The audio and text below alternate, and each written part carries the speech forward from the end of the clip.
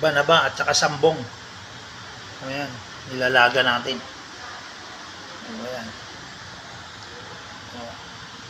Tapos papakita ko sa inyo mamaya yung tea niya. Ayan. Pa natin para kumulo. Ayan. Banaba at sambong. Ayan o, tea. O ayan lakay, umiinom na naman tayo. Maganda sa katawan. Lalo yung palaihi sa gabi.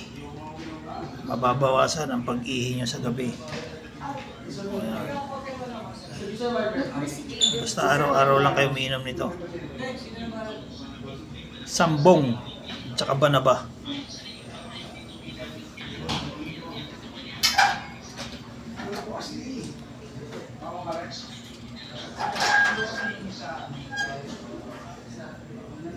O yan lakay, try nyo rin sa inyo pag may sambong at saka banaba kayo. Try nyo inumin. Ako na nagpapatunay. Maganda. Lalo yung mga may problema sa pag-ihi. Lalo sa gabi, madalas sila umihi. Try nyo. Mababawasan yan. Nilinisin pa yung kidney nyo.